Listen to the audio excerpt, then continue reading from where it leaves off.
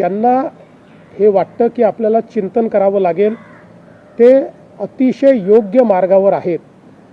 कारण मी नेहमी सांगतो, आम्ही जिंकतो आहोत, आम्हाला आनंद आहे, पण कोणीही परमनंट जिंकत नसतं, कोणीही परमनंट हारत नसतं. पण जे लोक आपल्या हारण्याची कारणं शोधण्याच्या ऐवजी कोणावर तरी खापर फोडतात ते मात्र कधीच जिंकू शकत नाही.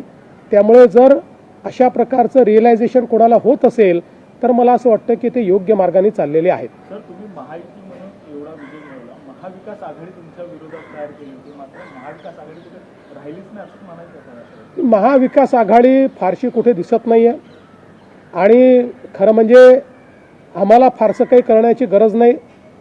रोज सकाळी 9 वाजता त्यांचे प्रवक्ते जे स्टेटमेंट्स देतात त्यामुळे आम्हाला निश्चित मोठा फायदा होतो. त्यामुळे आम्हाला फार काही करण्याची आवश्यकता पडत नाही. रोज त्यांची मतं कमी करण्याचं काम हे त्यांच्याच माध्यमातून होतं आणि आपणही लोक त्या ज्या काही त्यांचे जे काही स्टेटमेंट्स असतात की ज्याला कुठलाही अर्थ नसतो, ज्याला कुठलीही सत्यता नसते, ज्याला कुठलंही बेसिस नसतं, याला इतकी व्यापक प्रसिद्धी देता की त्यामुळे उलट आमचंच काम होतं आणि लोकांचा त्यांच्यावरचा विश्वास रोज कमी होत जातो.